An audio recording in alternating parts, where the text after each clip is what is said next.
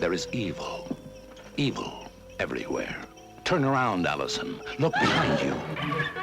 There is horror. There is darkness. I think Allison may die. Welcome to the latest episode of the podcast that wouldn't die. I'm your host, Kevin. With me, as always, is Aaron. Hello, people. This week, we'll be discussing the horror classic, The Sentinel, starring Chris Sarandon. That's all you need to know.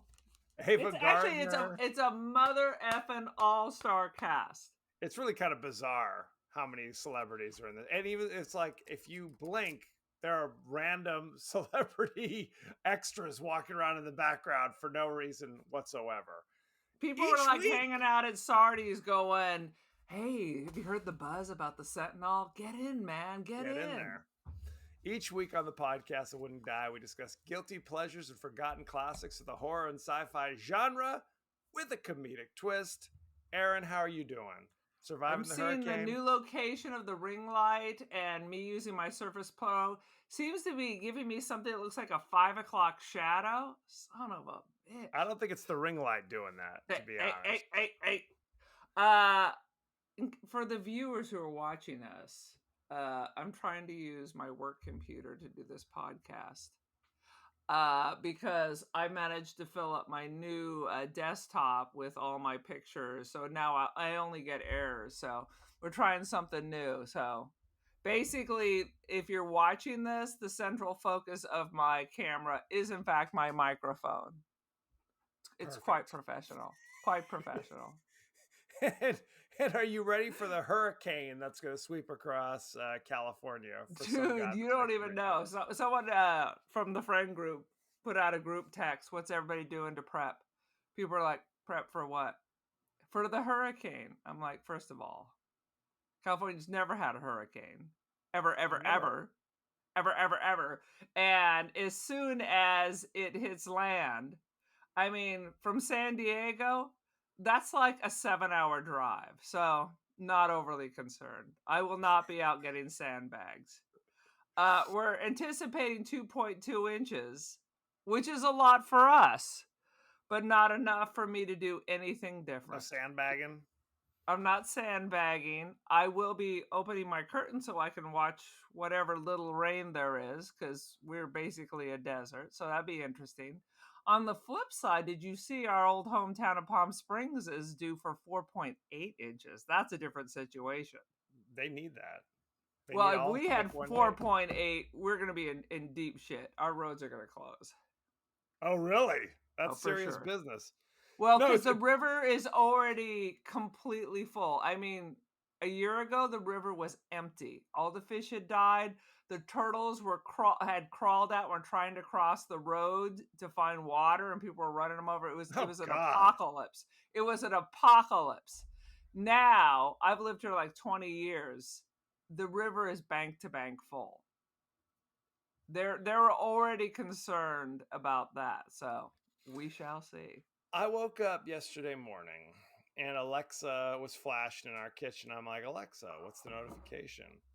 And it said, I don't understand what you said. It said, at least that's what mine says. Prepare for cyclonic winds is what it said. And I'm like, excuse me? Cyclonic? Excuse me? I was like, a cyclone up in here? What you talking about, Willis? Did you assume it was Russian hacking? Could be. I can't close the door on it. Who knows? It's all Russian. And are you in Oz right now? Pretty much. I need to find my ruby ass slippers. So, sweet Jesus. We'll let you guys know. Thank you, climate change. What's next? Volcanic eruption in the middle of Irvine? Could be. Meanwhile, while saying that, I'm going to make my air conditioning even colder. Absolutely. You got to. Okay. The Sentinel.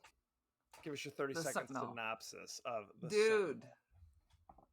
Model, living in New York, as one does, decides she needs to be a little bit more independent from her boyfriend. She's like, even though we've been living together for like 2 years, I feel like I need to go and pay my own bills. And he cool with that. Me, my boyfriend, after living together for 2 years, needs to be more independent. We all know what the F that means. That means I want to screw other people. Deuces. So he was like, oh, okay. So she literally finds the most amazing mansion on the water in New York, $400.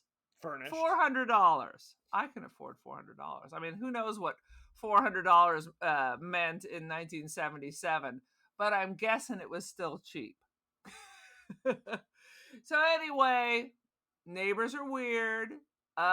She immediately gets to watch Beverly D'Angelo masturbate in front of her, I and almost fell out of my chair when that happened. and stays to finish her coffee. So anyway, freaks show up, bad things happen. She's getting headaches. She can't place the wine. Yeah. Once again, the Catholics are in charge of the whole world, as we are. And we're the only thing saving y'all from hell. Hell on earth.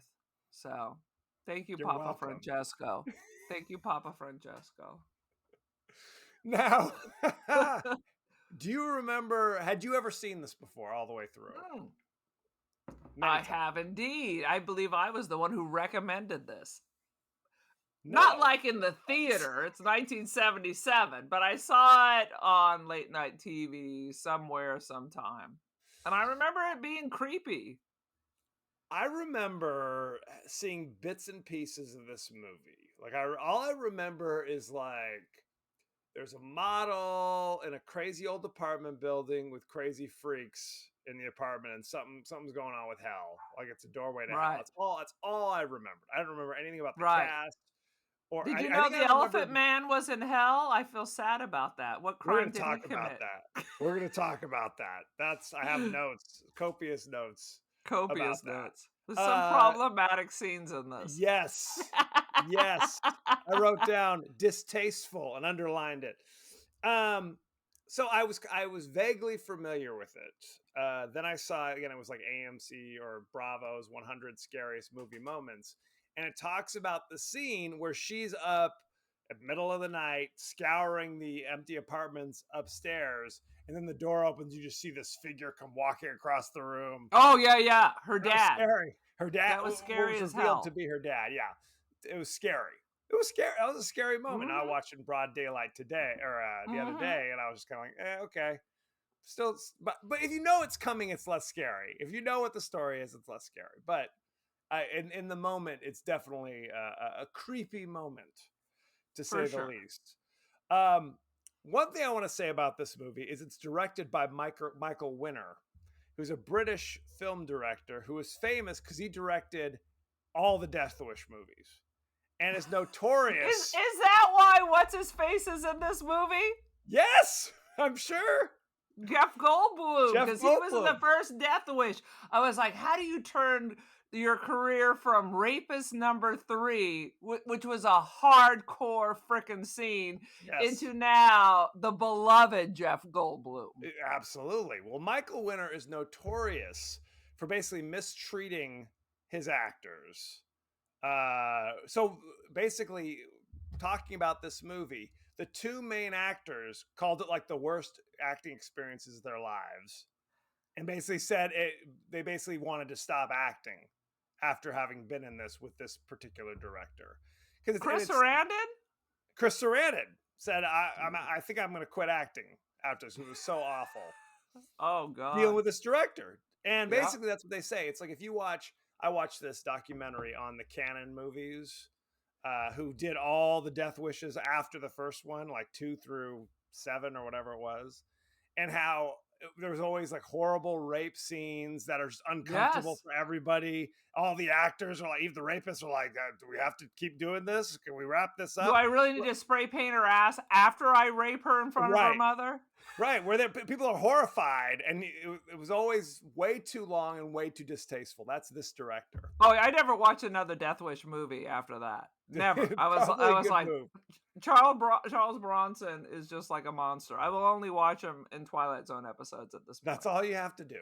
Absolutely. Well, I like 60s Charles Bronson, The Great Escape, The Dirty Dozen. You don't want to get to 80s Charles Bronson, where everything he's doing is he's one man against a gang of rapists roaming the streets. It's like, I don't want to see all the gory details, but that's neither here nor there. Anyway, let's jump right into the highlights. Go for it. What do you got first?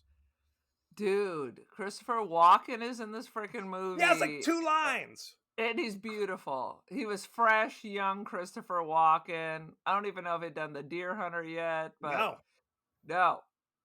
Beautiful with his sad, sexy eyes. He plays police detective number 2 in this movie, essentially.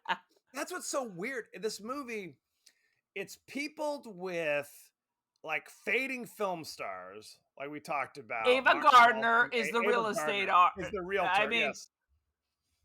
The man who broke Frank Sinatra's heart, broke up his marriage, ran off with bullfighters, lived her like best mother effing life. Absolutely. She's in, it's people, Burgess Meredith, all these older actors. And then you've got young up and coming actors, in many cases playing ridiculously small roles. Burgess Meredith is a treasure. I don't know how Hollywood continues without Burgess Meredith. He is such an iconic character. He can do anything. He can be creepy. He's the freaking coach from Rocky. I mean, he is your father. He is your nightmare. He is the Penguin. Absolutely. He can do anything. And when he slips into her apartment and leaves that picture frame of himself holding the flowers, I was like, I need that fucking picture for my house. Goes to Burgess Meredith. Please send me that picture. Absolutely. If you're with us now, if you can hear us. Let's all hold hands. I'm lighting the candle. So, what's her name is a fashion model. Like you said, she's living with Chris Sarandon and her boyfriend, who looks very young and has a crazy mustache. Crazy Errol Flynn mustache for no reason. It's like with the big gap in the center, it's two caterpillars, one on either side, coming together to meet each other. It's disturbing, to say the least. She's been with him, living with him for 2 years, like you said, since she got out of the hospital. Which they don't tell us what that means. And she's just like, yeah, I mean, I love him and I'm ready to get married to him someday. But I want to move out and get my own place. So it's kind of these contradictory things. And you're right. He seemed remarkably chill by it. You know, okay, are you sure you still want to do this? Okay, I'll help you look for places. Well, then we find the backstory. Later, they creep it out to a point where you're like, what? What's happening? Go ahead. What's the backstory of Chris Sarandon?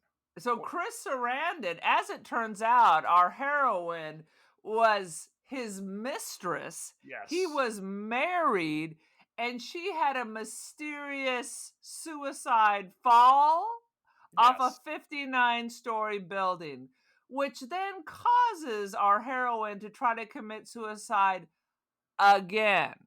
Right. So she if you're going to try to commit suicide, something tells me that you had some responsibility for the death. Well, so who is this Chris Sarandon character? Is he the husband from Rosemary's Baby? A sad coincidence? Because when the police are interrogating him, he acting like he been through this before. There might be 10 other dead wives.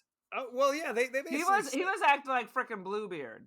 Yes, when Eli Wallach, the detective, and Christopher Walken interrogate him, they make it clear, yes, you were acquitted of your wife's murder, but we still think you did it.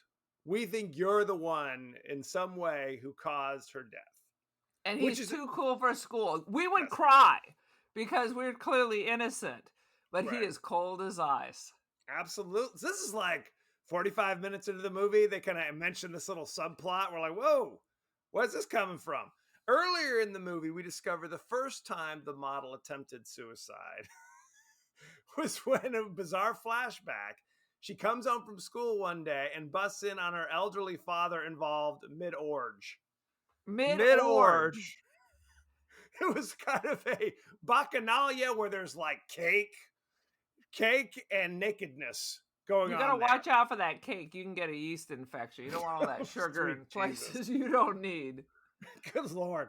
And And the then he father's just starts slapping her, and then she goes, so her first intention would be, maybe you want to burn the house down, but then you just run and commit suicide immediately because you know yes, you're I guess you're never going to get that image out of your brain. yeah. You might as well pluck it out, man. Pluck it out. Pluck it out.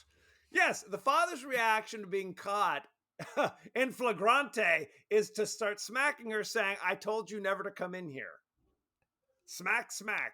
And then there's a scene moments later where because the father has died, and that's why she's remembering this traumatic incident. The mom, who's still alive, the widow, says like, well, I stayed because I had nowhere else to go. But I guess she's inherited this vast estate, so I guess it all worked out in the end, right? Correct. So I mean, if this is your memory, the first memory you have is when you go home. Why would you even go? I'll why be would like, you I'll see you even at the go? funeral, Ma. Well, and Chris Sarandon doesn't go with her. Did you notice Yeah, that as well? She like goes Chris- because they're in New York. She goes to Baltimore, which is where she's from, for the funeral of her dead father. And Chris Sarandon's like, "Yeah, how'd it go? Everything okay with that? With your dead Still father? dead. Still Still dead? dead. Pretty I much. imagine that Chris Sarandon is one of those like mafia attorneys. That's how I imagine it. Like his soul is also dead. It's He not was like everyone deserves justice. No. he was dressed very metrosexual to me. He had a It was quality the about him. 70s. Don't touch my hair. Don't touch my hair. He has the matching 70s three-piece suit. His hair is coiffed. Yes. And I believe someone at the very beginning of the movie, the real estate agent, does call him out on looking particularly fancy. I was trying to figure out, are you implying that he's gay? Did you That's what get I was that vibe? implying. That's what I was implying. He had a certain air about him. My other I think question. his mustache would have been bigger. It really needed to be more Village People leather, dude. I see. Harry Reams kind of thing.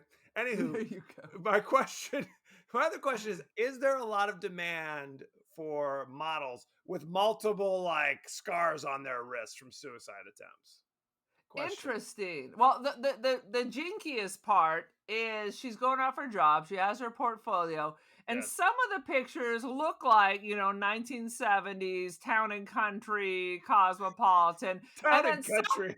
Remember Town and Country magazine? That's when I was God. going to live my best life. I was all Right. going to be about town and country, and then there'd be like a people where the quality of the photograph is clearly off, like it is Polaroid. gray and flat. One minute it's Love's Baby Soft, and the next minute it was like a photocopy of a photo. I'm like, because you couldn't string together 5 good pictures, or what? They can't all be winners.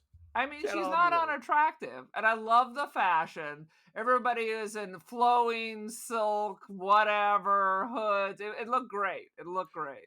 There were 2 really funny photo shoot moments that I have to talk about. Jeff Goldblum is a photographer where first of all, it's Jeff Goldblum, but he's dubbed with a crazy voice. Did you notice that? It was not No, Jeff why are they Goldblum's dubbing? voice. Because he just used profanity the whole time. Why Just would you dub nonstop Jeff because Goldblum? it's bizarre. If you go back and listen, and you'll see like that doesn't sound like no Jeff Goldblum. I'm not going back. They charged me $4.99 to watch this. Well, you should still have it for another 12 hours or something. If you're Right. inclined, you may not. I be. see.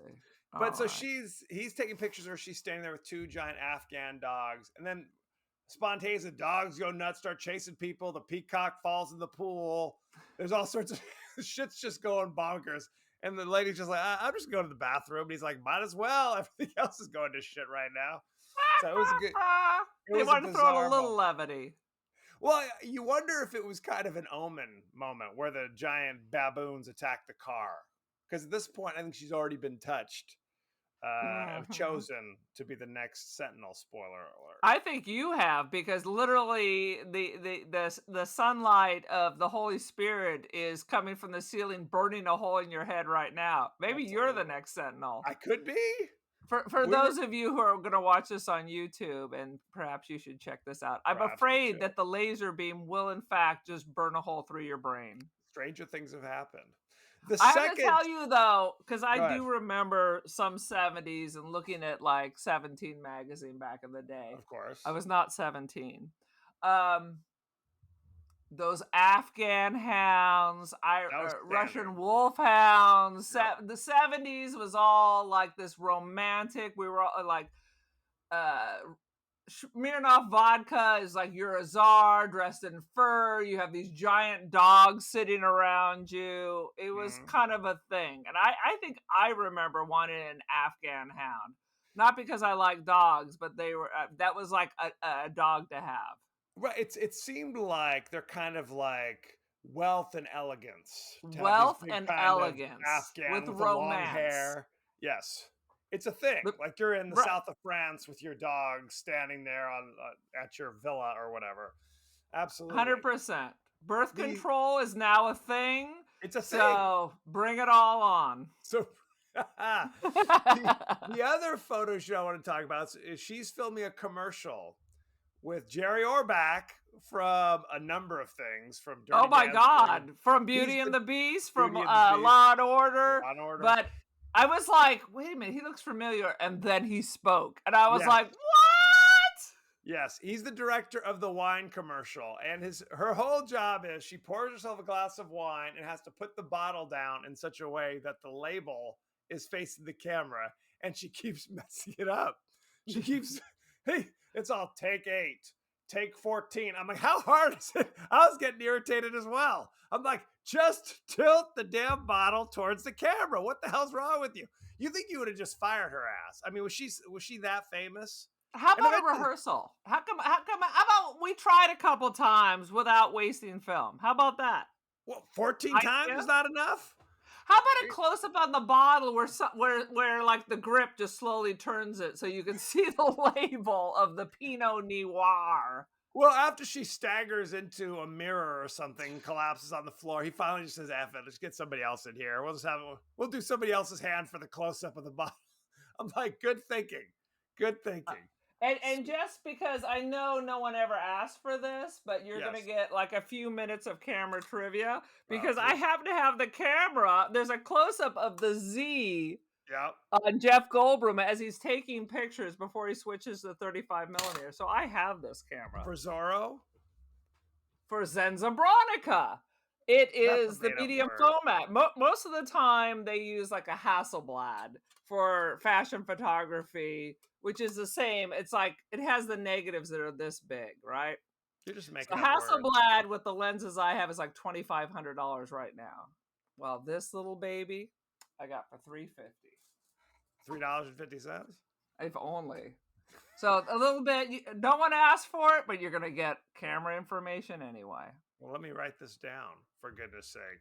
The Bronica. What else? Okay. I put I find that she's very fragile yet likable, which the fragile seems very irritating. Well, the weird thing is when she isn't like collapsing on the floor and passing out, she seems like an independent woman. Right? She seems well in control of herself. And then every now and then she says, oh, I have a headache, and then falls on the floor.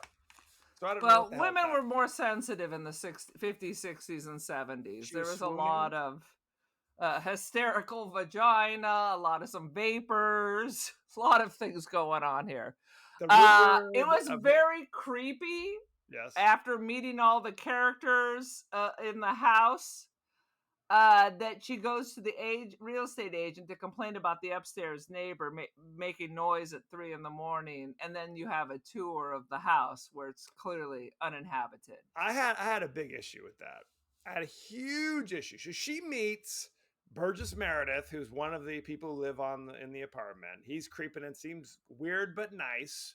He seems like a character. I would want Burgess Meredith in my apartment. He had like a little parakeet on his shoulder, a little yellow parakeet, and a cat. I don't know, named Satan. And, no, it was Benincula Mortimer or something. And Jezebel. were the Yeah. two. I don't remember the main actress's character's name, but I remember Mortimer and Jezebel. Um, and then she meets the weird lesbian couple downstairs, which is very upsetting to me. There's the older woman who looked like she was about 75, but was clearly like probably about 53. She was Yeah, probably 53. It was a yes. hard 53, but her tits were fantastic. They were They just were popping and solid. right in your eyeball. Huge Yeah. boob popping in your eye, which is always very I'm like, I don't know how to feel about this because her face is the face of an 80-year-old woman and she has 25-year-old bosoms. So I don't know what to And do. great bod. They're dressed as ballerinas. She has clearly never breastfed 4 children.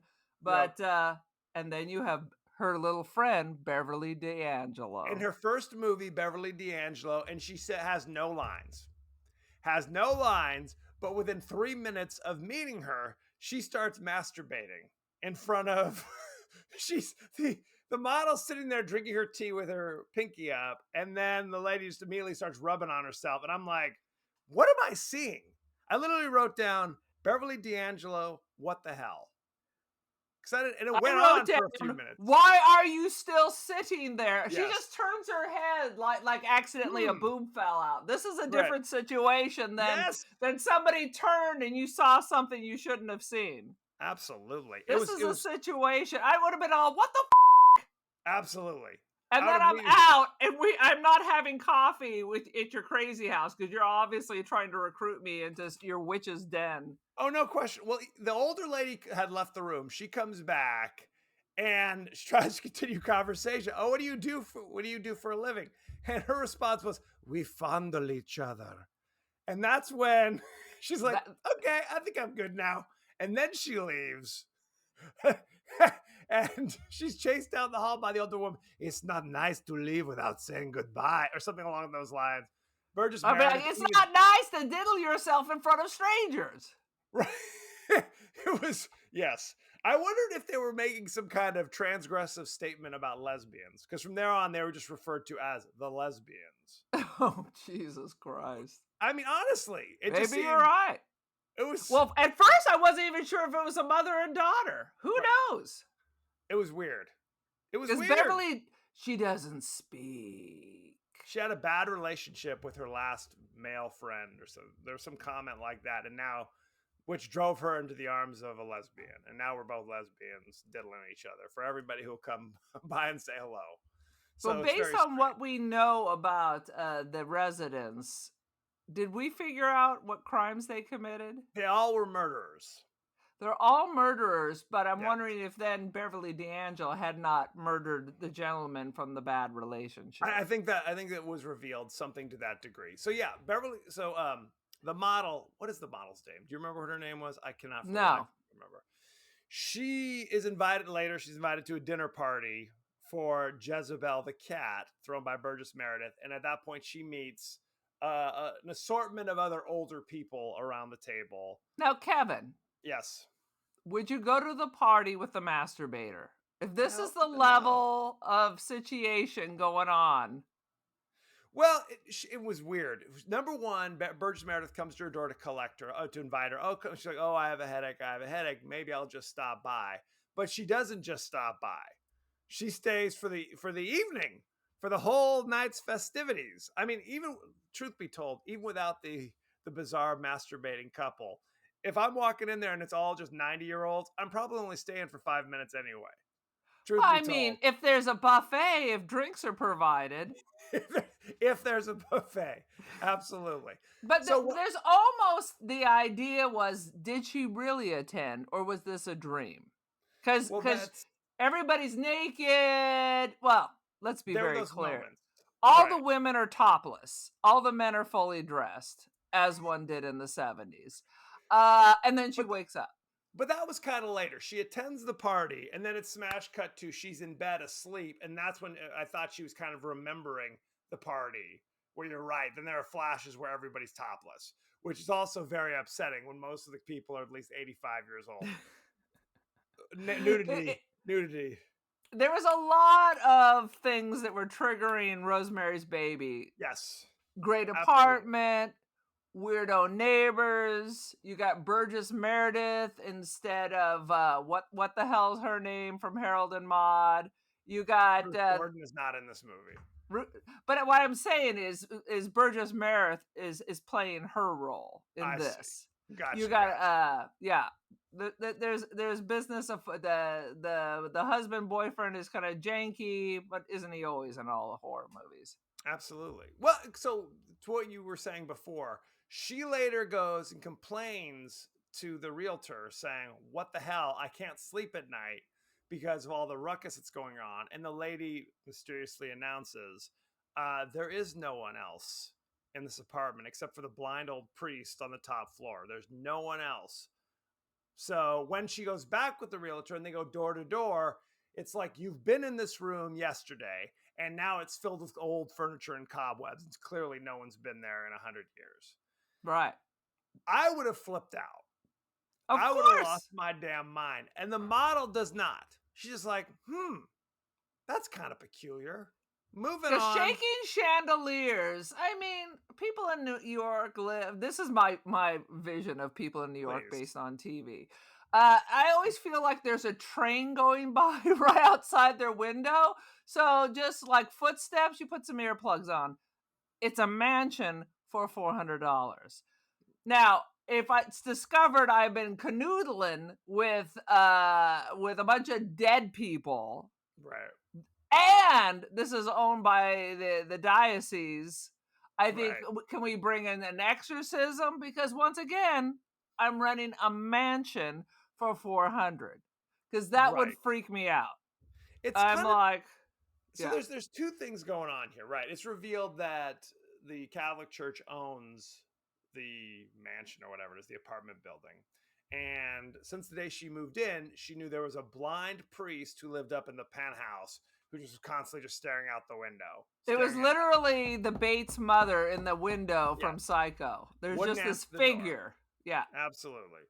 So there's her kind of experiencing these things, and then parallel, her boyfriend is doing like an investigation. And it's weird.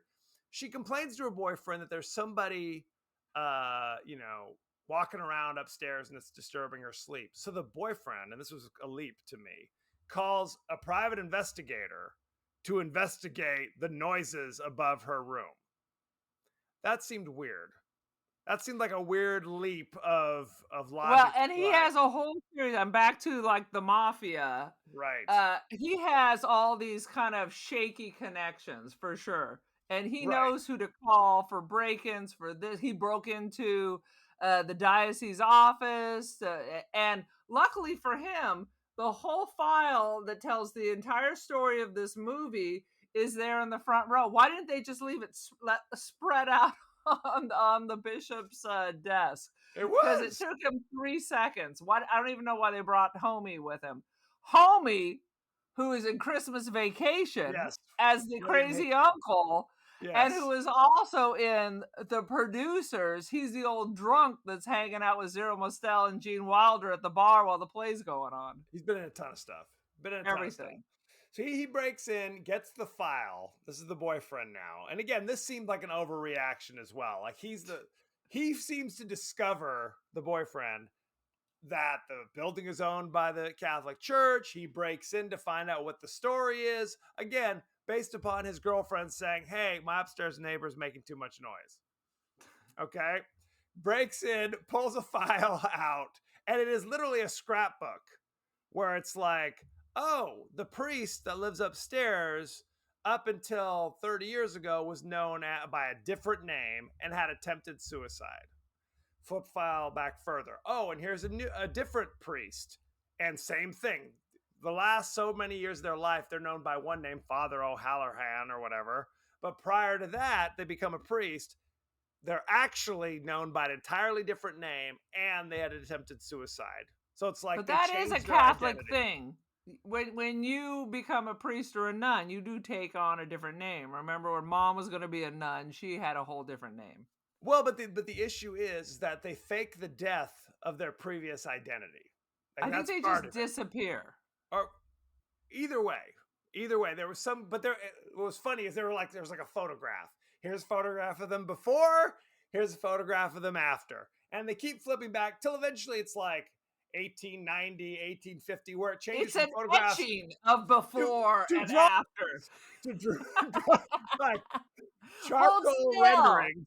Yes, before and after drawings of what they. Sweet Jesus! But the startling thing is, the first page or a page he finds behind is it's like here's the model girlfriend's face, and then there's a blank spot next to it for Sister Teresa.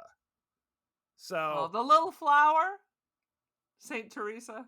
that's it. So the idea being that his girlfriend is eventually going to become the priest. No, he doesn't understand, or the nun or whatever, the new person looking out the window. He doesn't understand what all this means, but he's going to get to the bottom of this, goddammit.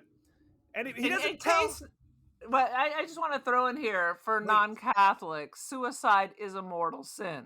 So if you die with a mortal sin on your soul, Straight to hell. Bueno. So it's like Constantine. They're given a reprieve. Well, frankly, they're not really given a lot of a choice, but you're not going to go to hell if you take on this role. Aaron, you might know the answer to this better than me. If you attempt suicide and you go to your confession and confess, hey, I attempted this, won't they just throw you a couple Our Fathers, a couple Hail Marys, and you're good to go? And you're good to go. But right? Because it didn't happen. You ain't dead. You're alive to ask for forgiveness. Therefore, it should be able to wipe your slate clean. Keep in mind, there in the Catholic Church, I'm giving you a quick lesson here. The three major sins, mortal sins, are what? Keep holy the Sabbath day. Got to go to church. Right. Is it the 10 Commandments? 10 Commandments. It is. I might be the next Sentinel. I'm not sure. That might be the next.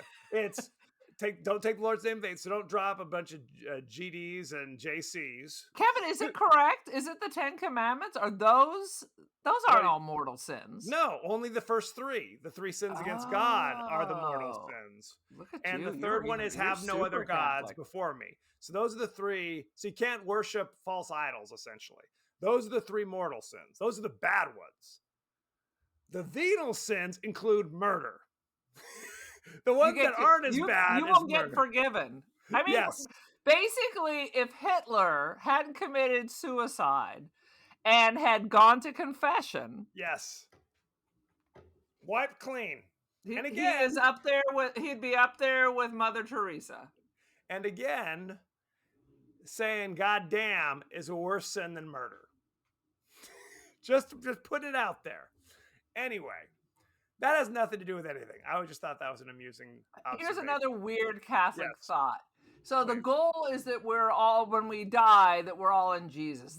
That there's a theory that Earth is the purgatory, that our life is the purgatory, right? Okay. So then I'm always confused why when there's a death in a Catholic family, aren't they really in a better place? Isn't this where you wanted them to be versus the suffering we must endure because of because of original sin? Well, that's always kind of welcome to my Catholic theological and camera podcast. Yeah, but and not to defend all the Catholics. Catholics are typically kind of mellow and moderate in terms of their religion.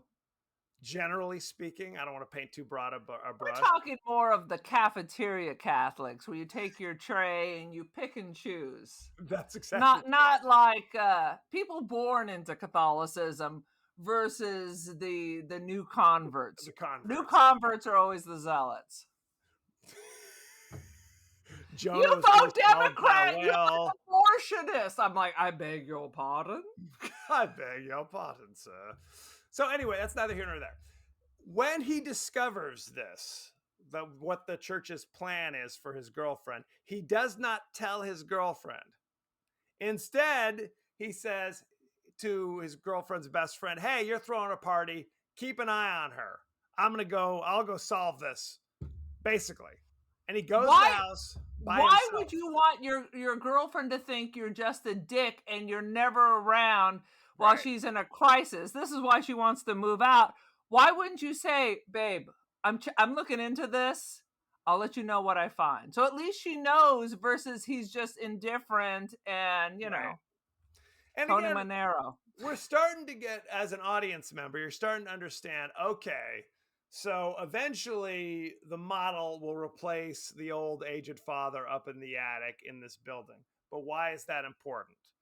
When Chris Sarandon goes to the house by himself approaching midnight, he somehow stumbles upon like a weird plaque, which was like quoting like John Milton, like abandon hope, all ye who enter here. Evidently, this place is built on the doorway to hell. Okay. And the priest is weak because he's dying. So all the freaks are starting to scramble out. The reason why the movie's called The Sentinel is that throughout recorded history, I guess, they have a priest or a nun who stands guard over the doorway to hell. I get, but you're an old, enfeebled, blind clergy. I don't know what it is. You're by your mere presence. I think it's by the presence. He's like the watchtower. His presence and his health keep bad things at bay. Because a sentinel is a guardian. It's just another Right. word for somebody like a night watchman or something along those lines.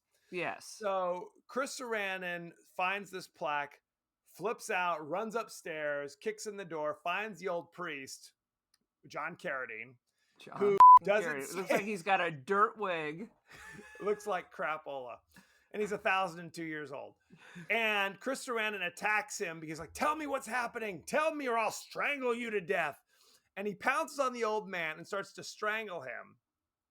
And then you see a hand grab one of those religious statues off a ledge and presumably beat Chris Sarandon to death. Kills Chris Sarandon off camera. So the girlfriend leaves the party, sneaks out, comes back here, and is greeted by Chris Sarandon and kind of tells her the whole story, what's going down, before revealing that, yes, he did kill his first wife because she wouldn't grant him the divorce so he could be with her, which is that was a thing back in the day. You had to have both parties agree to the divorce, I guess. Well, he is an attorney, and he could have just lived with his girlfriend. Yes. Yeah. He could have just been deuces, I'm out. The old murder in lieu of divorce always seems like a bust. But maybe that's just because I've seen way too many episodes of Law and Order, and I think that's how the justice system runs. Well, he respected the sanctity of marriage, I guess is what it comes down to. So reveals you need to part, and it's till death do us part. That's exactly right. At this point, weird freaks start coming out of the woodworks, roaming. And this is where I wrote distasteful, because doing research for this movie, what you realize is to save money on special effects, Michael Winner, this director, went to carnival sideshows and hospitals and found people with various disorders and hired them to be the denizens of hell in this movie. So pretty much every character you see who's got some kind of skin issue or malformation of some sort, that's just how they look. So the idea of this girl running around this apartment and being confronted by these poor souls and screaming in horror and recoiling, it didn't sit well with me. It seemed upsetting to me. It did. And, I mean, it's one thing if it's like these are people wearing masks, but when you realize these are real people and this is their real life, this is what they look like, and this is how we're saying, okay, when you see this person, recoil from them in horror just because that's just how they look in real life. That was kind of upsetting to me. What do you think? I mean, yeah, 100% yes, but at the same time, they're getting paid for a job. It's like the dude from The Hills Have Eyes. Should we not hire him? He's being hired because of the way he looks. Yeah. Which is awkward and uncomfortable. So should we just not hire him?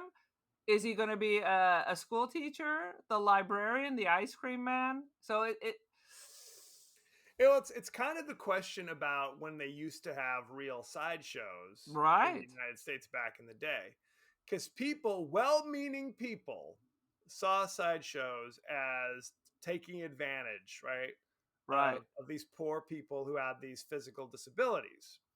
So when they successfully managed to close down all the sideshows, suddenly those people were like, well, now I have no job and I have no way to Right. earn money. Right. So now what do I do? Right. Unintended consequences. I mean, you can make the same argument like for little people. It's a hard decision. I mean, it Right. sucks that they're super limited on Mhm. where they can work. So, do we take that away? I mean, I'm glad I'm not in charge of solving the world's issues. Now, Michael Winner, the director, talked about how all of these actors that he hired for these roles were perfectly nice people, and it was a joy to work with them, and all this stuff. But he also talked about how uh, the unions of like the technicians who were working on the movie, the grips or whatever, insisted that these actors, the denizens of hell, had to eat separately by themselves because Oh, see, now they that's didn't a want to different eat with issue. them. They did That's not an want to eat issue. with them. Yes, and Michael Winner fought on behalf of these actors, but it's Yikes. it's 1970s. I mean, 1977. 1970s. 1977, this is what was going down. So so anyway, she's the denizens of hell, and intermingled within them you also saw the murderers, and we discovered that they were murderers because I guess she picked out their pictures in a lineups so that the detectives were I looking thought at it was the the pictures. big book of people who it was literally Yes, like Rosemary's Baby, where it was the big book of all the ghost murderers that live in your yes, building. that is correct. Oh yeah. Yes, Because there's only 5 dead murderers in all of the United States. that's So correct. here they are, but big clear photographs. That's correct. It's like a high school yearbook. You just flip through it. Oh yeah, there's Burgess Meredith. Um, yeah, they'd all been murderers, but like 30 years or 40 years prior. Yeah. So it was like, and they I were all wanted more dead. information on that. I wanted to know what Burgess Meredith did. I wanted to know what Right, the with the little couple did. I want to know everyone's little backstory. right. So they had all committed murders and had all died like in the 40s or something And it thereabouts. gone to hell. And it got that's what the reveal is, that this sentinel, the old blind priest, is about to go, so the walls to hell are loosening up, and the only way that the doors will open and all of these murderers will escape from hell is if they can convince the model to commit suicide once and for all rather than become the new sentinel. That's the idea. And John Carradine comes down with his giant cross, walks through the crowd of the denizens of hell, makes it, and she accepts the cross rather than committing suicide. And I basically, mean, go ahead. it's what we call that a forced choice in education. It is. It is Do you because he want to basically do you want to do your work now and then go to recess, or do you want to do your work now and then go to recess in 5 minutes? right. Basically, well, Okay, that what was they not a good said, example. the Monsignor basically said something along the lines of, because you've attempted suicide twice, your soul is damned. Your only hope of redemption is if you willingly take this role as the sentinel for the rest of your life. And then only then can you be saved. And now that you've seen what awaits you on the other side of the door, I mean, I mean, you're right? basically dead either way. It's just one, you're not going to hell. It's not like she's sitting up there going, "This is so fucking boring," pacing around, trying to put on some music. No, she's basically dead no matter what. But theoretically, this punishment of being the sentinel, because this is not a happy choice, because then No. it cuts to, I don't know what it is, 30 years in the future. Tom Berenger arrives with his young wife Ooh. to check out the apartment in the He was new a thing, building. man. And it's the same thing where it's like, oh, that's just Sister Teresa. upstairs in the attic or whatever, and it cuts to her, and it's old model woman with blind eyes sitting up in the window looking on. So if you live the rest of your life in this role, then eventually you go to heaven, I guess. Versus slit your wrist now and go to hell right now for all eternity. Those are your choices. Well, hell looks bad, so I guess it's the lesser of two evils. Any My last question thoughts? Go is, ahead. yeah, I got a lot of shit. We're an hour in, so let's do it. Why? Well, we're an hour in because I couldn't get my computer to work. So here's my question.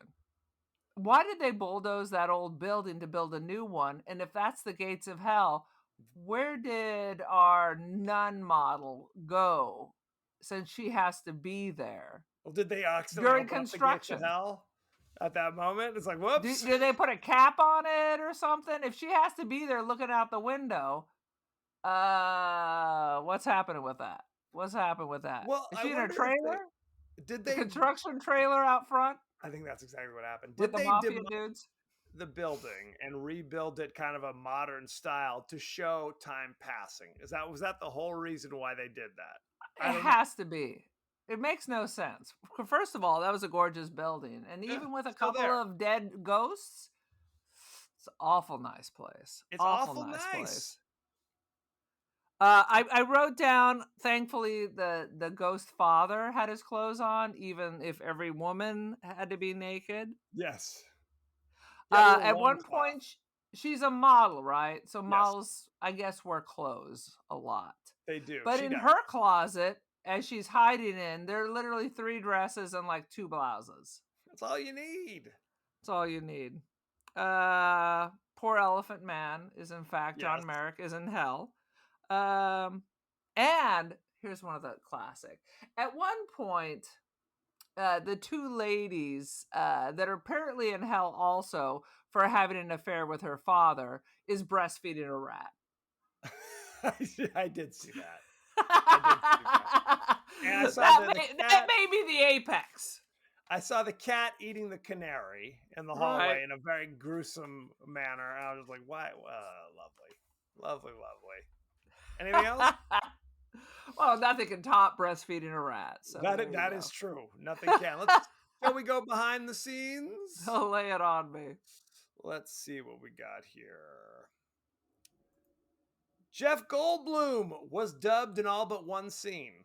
Why? No It one doesn't knows. say why. Does not say why. It should say that. Let's see. I'm going to go onto his Instagram account and I'm going to ask him. Yes. Christina Rains, who played the model, said the film crew actually used the exterior and interiors of the Brooklyn Heights brownstone for the film. And she said that a lot of strange things happened while they were shooting there, particularly when she was assigned an apartment to use as her dressing room and found that it was being rented by a priest. Bum, bum, bum. So it's a true story, I think is what we're saying. So it's based on a true story, if we go by Hollywood standards. Let's see.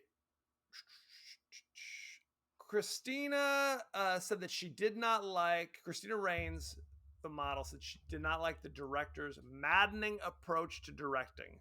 She said she cried every day on her way to work and admitted in a recent interview that she has never watched this film due to the treatment she received on set. He wanted to be a Kubrick. Something. But he ain't a Kubrick. Let's see. Michael Winner says that in his memoirs, he wanted Martin Sheen to play the male lead, but the studio vetoed this, saying he was a TV name. And he's 3 feet tall, so. What's like Martin Sheen in my mind is a Hollywood legend. Yes. But if you go and actually look at his IMDb, there's really not much there. No. You know what I mean? Apocalypse Now. You're right. That's the one. He was in Apocalypse Now. One. That's the one. If you look at his movies from the 80s, he was usually like the third lead. He did a lot of TV movies. It's just interesting the way that is. Why? I mean, he would look like Eric Roberts in Star 80 is what it would come down to. That it's always Eric Robertson You starring. gotta throw in some Eric Watt.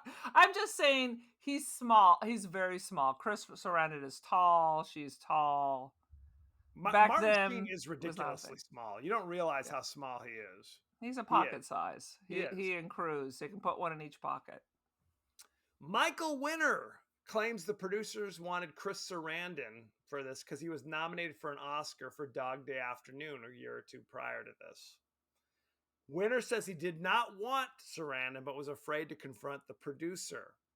A few weeks into shooting, Winner claims the producer saw dailies with Sarandon and asked, "What the hell is this Greek waiter doing in my film?" referring to Sarandon. This Hang on. Greek waiter.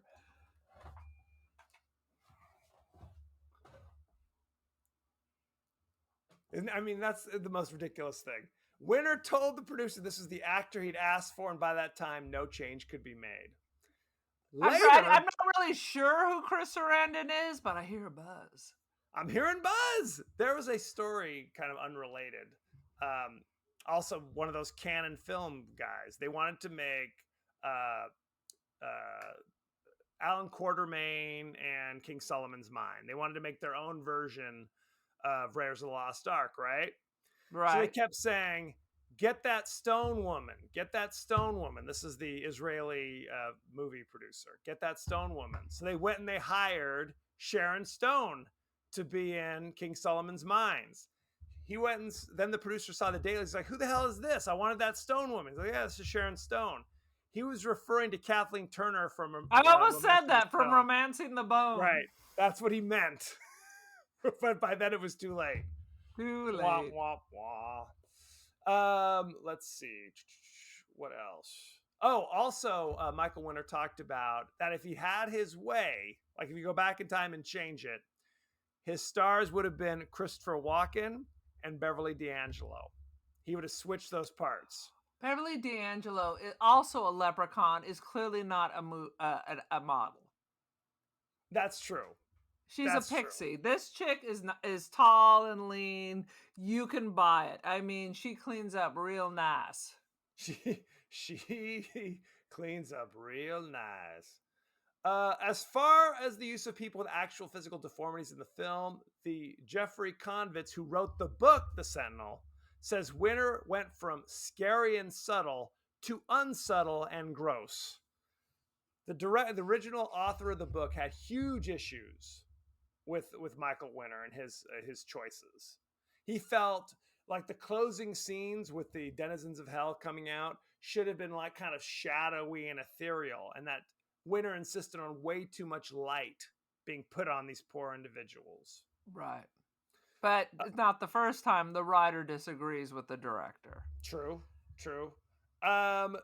The reason why they cast an ensemble of older stars like Burgess Meredith, Ava Gardner, John Carradine, etc., was a Universal Studios decision since they had success with an ensemble in the movie Airport.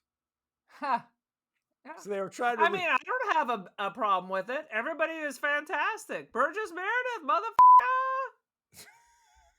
It was like everybody is somebody, even if they have two lines. Yes. Even if you're dubbed the entire time. Sentinel author Jerry Konvitz refers to director Michael Winner as an egomaniacal maniac in the Blu-ray commentary. And he says that Michael Winner's response to most of his criticisms were, "Stop worrying about it. Go find some girls." Oh, Jesus Christ. It's the 70s. I got some cocaine and some gold chains. Let's go. I'm going to have a Harvey Wallbanger, and then I'm meeting Tony Manero, and we're going to the disco. Absolutely. In the commentary, Michael Winner, the director, calls himself an idiot for having turned down offers to direct James Bond films and The French Connection, deciding instead to do movies like The Sentinel. I guess you are an idiot, because French Connection is bang. Absolutely. Shall we talk about the cast? And we talked about the crew a little bit. Let me hit director Michael Winner one more time, give you some information about him. He's known for Death Wish, The Sentinel, something called Firepower, and something else called Hannibal Brooks. You know him, don't you? No, we don't. For the cast, Christina Rains played Allison Parker, the model. You know her from such things as Nashville in 1975, The Duelists in 1977, The Sentinel also in 1977, and something called Sentinel from 78, 79, 10 episodes. You know it, don't you? Mm-hmm. Let's see. Chris Sarandon played Michael Lerman, the boyfriend / attorney. You know him from Nightmare Before Christmas, The Sentinel, and of course Fright Night, Child's Play. All stars stuff here. Who else do you want to know about? I mean, there's, like we said, there's 10,000 famous old actors in this. Burgess Meredith. Rocky, the Penguin. What else do you need to know? Burgess Meredith played Charles Chazen. You know him from Clash of the Titans, Rocky, Rocky 2, Rocky 3. He was in a bunch of Twilight Zone episodes, of course. Anybody else you want to know about? No. I was Somebody just trying to Google information on the Jeff Goldblum, but it's a lot of theories and nothing definitive. It was mostly because he has a goofy voice, which is 100% true. But I assume you would have noticed that when you hired him. Absolutely. And since you've worked with him in the past, unless he's dubbed, but I'm gonna DM him on social media and say, "What's up, Jeff Goldblum?" We talked about how Tom Berenger had a bizarre little cameo at the end as somebody renting the new apartment. Yeah, it said it's listed as man at end of movie or some ridiculous part. Yes, it's true. There's another bizarre little cameo. Richard Dreyfuss is an extra. I missed that. He's an extra. About 7 minutes into the movie, you see him in the background talking to some girl. He has no lines, just doing his thing. All right. So bizarre. Damn it, I forgot about that. Shall we talk about the rating? Lay it on me. The rating. The Sentinel currently has 45% on Rotten Tomatoes. What? You know what the audience gave it? What? 44%. Top critics. Vincent Canby of the New York Times says, the confrontations are supposed to be terrifying, but the most they offer is some mild creepiness. What do you think of that? I really enjoyed this. It has been like 100 years since I saw this. I think I saw it definitely in my youth, and probably on some what was it, the movie channel or some nonsense, pre HBO. And I thought it was creepy, and on rewatch, I still thought it was pretty good. It was entertaining. Variety staff said, "Oh my God. The Sentinel is a grubby, grotesque excursion into religioso psychodrama, notable for uniformly poor performances by a large cast of familiar names and direction that is hysterical and heavy-handed." There you go. I have to say that seems extreme. I mean, I think looking at today's eyes, the ending is problematic. So I think today's viewers are going to pan the whole movie because of it. That's my thought. Because I don't think it's a 40%. So what is your rating?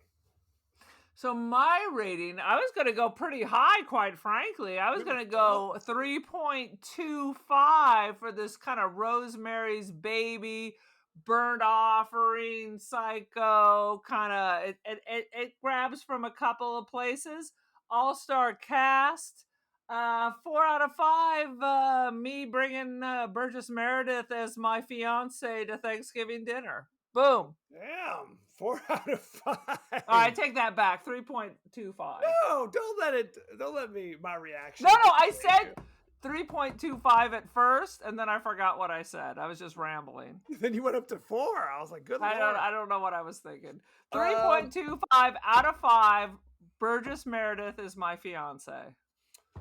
I'm going at Thanksgiving. To say surprise. 2.75 full frontal 80-year-old nudity. Full frontal all the time. All the time. Unless you're a man. I found it kind of confusing at times. I found it kind of bewildering in the sense like I didn't feel like the Allison, whatever her name was, really reacted that well to the strangeness most of the time. Most of the time she just seemed to be like, oh, that's kind of peculiar. And Chris Sarandon, her boyfriend, his actions seemed largely unmotivated until the end. And then I found it had like really one scary moment in the middle of the movie. Then, based upon what I knew, I found the ending kind of upsetting more than scary. You know, distasteful, disturbing, however you want to describe it, Right. rather than frightening. Um, so now keep in mind, I basically wandered in not knowing where it was going at all. So perhaps I'd watched it late at night on my tablet in my bed. I would have a different reaction. I watched it broad daylight at home. Not horrible. I'm Not not horrible. saying that you're wrong. Everything you you. said is true. But I just still found it entertaining. That's Not okay. scary. I'd only seen it once before. I remember the end when people were crawling up the stairs being scary as a kid. But otherwise, I thought it was entertaining. I was like, what's happening next? I like looking at the fashion. I'm like, I don't know what Chris Sarandon makes no goddamn sense. And his mustache. I just found it entertaining. That is allowed. That and the fact that everyone in Jesus is in this. So it's like, where's Waldo? Who's that in the background? Is that Sir Laurence Olivier digging through a trash can as a homeless person? available. I don't know. Maybe it was. That is the craziest thing. How many not just the older celebrities, but also young up and comers who Right. are all in this thing. So bizarre. So and again, most of them say little to nothing. Christopher Walken had 2 words. Jeff Goldblum dubbed over completely. So who knows what the hell he was saying? It was probably, the Jeff Goldblum, and frankly, this is probably true of Christopher Walken, where it's just their weird cadences. It make it so like, why are you saying your lines like this? F it, we're just gonna dub you. Christopher Walken, you know what? We're tired of it. You get 2 words in this movie. Moving on. That's what I think. So there you go. Write it down. So, thank you very much. Go to our page on Facebook. We're on Twitter, TikTok, Instagram, Threads. You may be watching us on YouTube at this very moment. For goodness' If not, sake. you should be. They're not watching. We're not live. They're not watching it at this moment. Well, to them, it could be this moment. Okay. If that makes sense. All right. Anywho, you can also email us at the podcast that wouldn't die at Gmail. We are on Apple Podcasts, Spotify, anywhere the finer podcasts are available. So don't forget to like, share, rate, and review. Won't you? Won't you please? Aaron, what is your social media? I got much media. I've got the gram. Yeah. I am the no, I'm not. I am the podcast that wouldn't die on the gram. I'm also I am the Cult of Aaron. Join the cult. I'm also Don't Feed the Pigeon. I'm on the Threads. Mostly I'm just posting artsy fartsy stuff. I'm on X. I like now it says X, formerly Twitter. This is literally like when Prince was that symbol.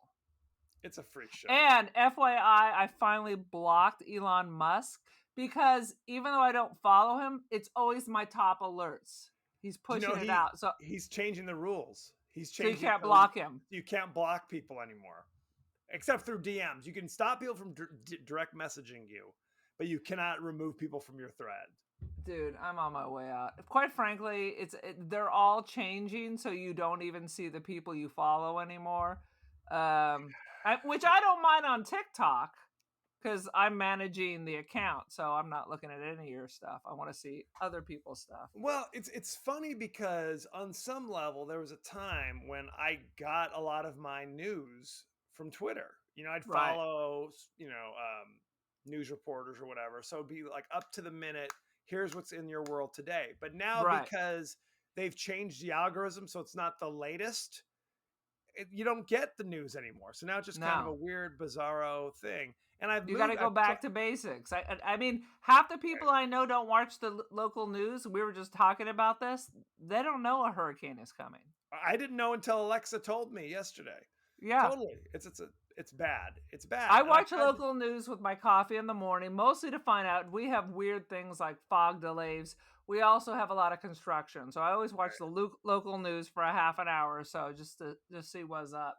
But most people do not. So you're right.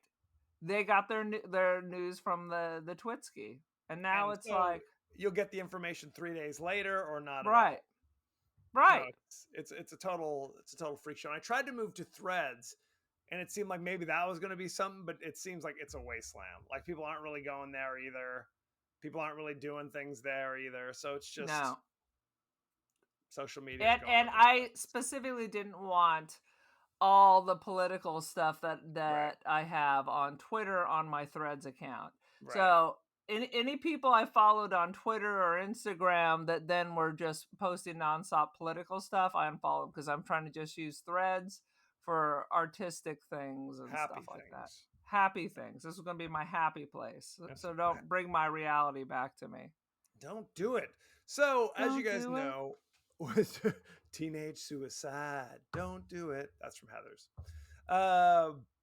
What we try to do each week is read viewer listener mail.